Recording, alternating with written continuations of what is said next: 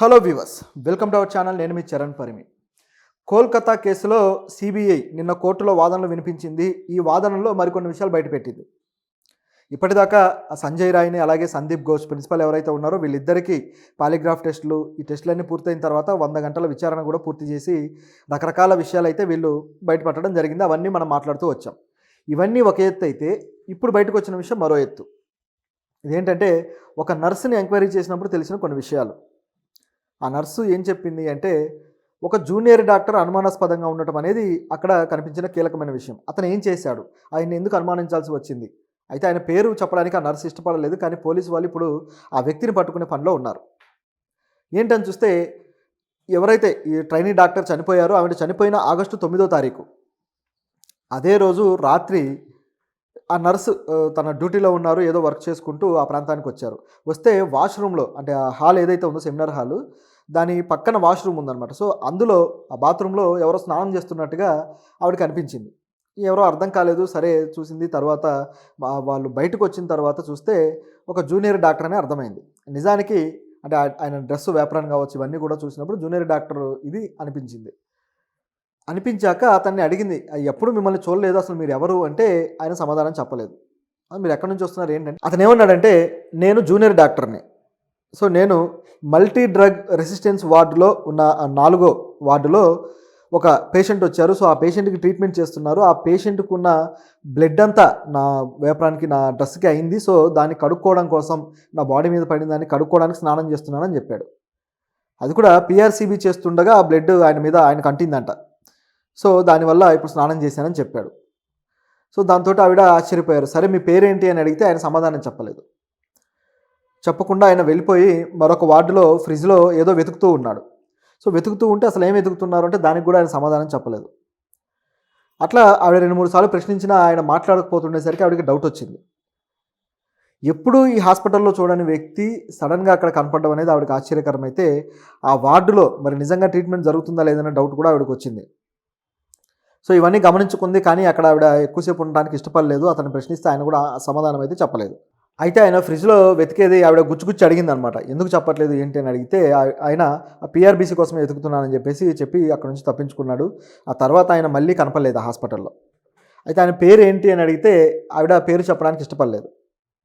మరి ఎందుకో తెలియదు. అలాగే తన పేరు కూడా చెప్పలేదు. సో ఇట్లా అంటే అతని పేరు మరి ఐడి కార్డులో చూసిందా లేదా అనేది కూడా వివరం లేదు.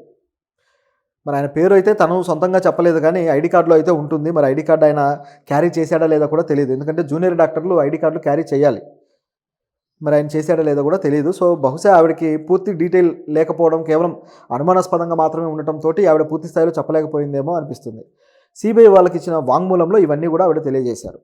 సో ఇదొక ఎత్తు అయితే, మరొక అంశం వచ్చేసి అసలు నిజంగా బ్లడ్ స్టెయిన్స్ ఏవైతే ఉన్నాయో అవి వేరే పేషెంట్వా లేకపోతే ఈ హత్యకు గురైన అమ్మాయివా, ఈ జూనియర్ డాక్టర్వా అన్న డౌట్ అయితే ఇప్పుడు పోలీసులకు వచ్చింది. కాకపోతే ఇక్కడ గమనించాల్సింది ఏంటంటే, జూనియర్ డాక్టరు హత్యకు గురైంది, ఈ సంఘటన జరిగింది తెల్లవారుజామున, అంటే 12 తర్వాత జరిగింది. అది 12 తర్వాత నుంచి 3 గంటల క్రమంలో ఆవిడ చనిపోయిందని చెప్పేసి ఆ రిపోర్ట్లో ఇవ్వడం జరిగింది. మామూలుగా అటాప్సీ రిపోర్ట్లో అయితే 3-3:30 ప్రాంతంలో చనిపోయిందని ఇచ్చారు. అదేవిధంగా శ్మశానంలో ఏదైతే ఆమెకి ఇచ్చేయాలో క్రిమేషన్, అక్కడ మాత్రం 12:45కు చనిపోయిందని ఇచ్చారు. సో ఇక్కడ ఒక కన్ఫ్యూజన్ అయితే ఉంది. మొత్తానికి ఆవిడకి జరిగిన సంఘటన మాత్రం 12:30 తర్వాత ప్రాంతంలో జరిగింది అనేది కొంతవరకు క్లియర్ అయింది. కానీ ఈ డాక్టరు చాలా ముందుగానే, ఆ టైం కన్నా చాలా ముందుగానే కనిపించడము, సో ఇది కొద్దిగా డౌట్ఫుల్గా ఉంది. అంటే నిజంగా ఈవిడికి సంబంధించింది కాకపోయి ఉండొచ్చు అనేది కూడా అనిపిస్తూ ఉంది. కాకపోతే అసలు ఆయన ఎవరు అనేది పట్టుకుంటే తప్ప తెలియదు. ఎందుకంటే ఎప్పుడు ఇక్కడ చూడండి డాక్టర్ ఇక్కడ ఎందుకున్నాడు. నిజానికి అక్కడ ఒక దందా అనేది జరుగుతుందని మనం చెప్పుకున్నాం. అవయవాలకు సంబంధించిన దందా కావచ్చు, అలాగే స్టెరిలైజ్ చేసిన మెటీరియల్ ఏవైతే ఉన్నాయో వీటిని వేరే చోటకి, బంగ్లాదేశ్కి వీటికి తరలించడానికి కొంత ముఠా అనేది అక్కడ ఉంది. సో వీళ్ళు అఫీషియల్గా జాబులు చేస్తున్నారా, లేకపోతే అనఫిషియల్గా వీళ్ళు డాక్టర్లుగా చలామణి అవుతున్నారా, లేకపోతే క్లీనింగ్ సెక్షన్గా చలామణి అవుతున్నారా తెలియదు. ఇలాంటి వాళ్ళని నియమించింది కూడా ఆ ప్రిన్సిపల్ సందీప్ ఘోష్ అనే వాదన బలంగా ఉంది. కాబట్టి ఈ కొత్త వ్యక్తులు ఎవరో పట్టుకుంటే తప్ప అసలు విషయాలు అయితే బయటికి రావు. ఇది ఒక కోణం అయితే, దీంట్లో మరొక అంశం ఉంది.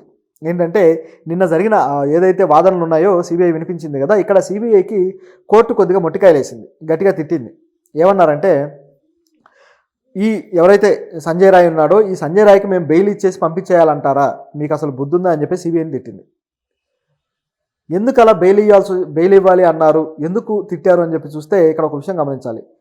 ఈ వాదనలు స్టార్ట్ అయిన తర్వాత అటువైపు సంజయ్ రాయ్ తరపు లాయర్ కవిత గారు వాదనలు వినిపించారు. అతనికి బెయిల్ ఇవ్వండి, అతనికి ఏం తెలియదు, అతను అన్నీ కూడా చెప్పేశాడు అని చెప్పి. మరోవైపు చూస్తే సిబిఐకి సంబంధించిన లాయర్ అందుబాటులో లేడు. ఆయన కోసం ఎదురు చూసి కోర్టు వాల్యుబుల్ టైం అంతా వేస్ట్ అయింది. అంటే ఎందుకంటే కౌంటర్ వాదించడానికి ఎవరు లేనప్పుడు మరి బెయిల్ ఇవ్వాలా అనే విషయంలో కోర్టు ఏం డెసిషన్ తీసుకోవాలి, వాళ్ళు అడిగారు కదా అని ఇచ్చేయాలా. సో ఈ విషయాన్ని సిబిఐ అధికారులు ప్రశ్నించింది, మీ లాయర్ ఏం చేస్తున్నారు మీరు అసలు అని. సో వాళ్ళు కూడా కంగారు పడ్డారు. చివరికి ఆ లాయర్ని కమ్యూనికేట్ చేయడానికి ప్రయత్నించారు. మరి ఆయన ఎక్కడ స్టక్ అయ్యారో కానీ దాదాపు 2 గంటల తరువాత ఆ లాయర్ రావడం జరిగింది కోర్టుకి. వచ్చిన తర్వాత తన వాదన వినిపించారు. లేదు, ఆయనకు బెయిల్ ఇవ్వడానికి వీల్లేదు, ఆయన చెప్పిన వాటిల్లో చాలా వరకు అబద్ధాలు కూడా చెప్పారు, అదేవిధంగా ఆయన చాలా తీవ్రమైన నేరం చేశారు కాబట్టి బెయిల్ వద్దని చెప్పేసి ఆయన మాట్లాడారు. అయితే ఈ ప్రాసెస్లోనే కోర్టు వ్యాఖ్యానించింది, మీరు ఈ విధంగా కోర్టు సమయాన్ని వృధా చేశారు, మీరు ఇలా లేకుండా పోతే వాళ్ళకు ఏం సమాధానం చెప్పాల్సి ఉంటుంది. సో అతని బెయిల్ పిటిషన్ ఇవ్వమని అడుగుతున్నారు, 2 గంటల తర్వాత వచ్చారు, ఈలోపు ఆయనకు బెయిల్ ఇవ్వాల్సి వచ్చిన పరిస్థితి ఉంటుంది కదా, ఒకవేళ ఇచ్చేస్తే పరిస్థితి ఏంటి, ఇవ్వమంటారా అని చెప్పేసి తిరిగి సిబిఐని ప్రశ్నించారు. దాంతో సిబిఐ కొద్దిగా డిఫెన్స్లో పడ్డారు. ఏం చేయాలో అర్థం కాలేదు వాళ్ళకి. చివరికి క్షమాపణ చెప్పుకొని ఈసారి అలా జరగదని మాట్లాడారు. సో ఇటువంటి పరిస్థితిలో, ఇటువంటి తీవ్రమైన కేసులో సిబిఐ ఇలాంటి చర్యలు తీసుకోవడం, అంటే ఈ విధంగా నెగ్లెక్ట్గా ఉండటం, ఈ నెగ్లిజెన్సీ అనేది భరించగలిగేది కాదు. ఎందుకంటే ఈ కేసు తీవ్రత అటువంటిది.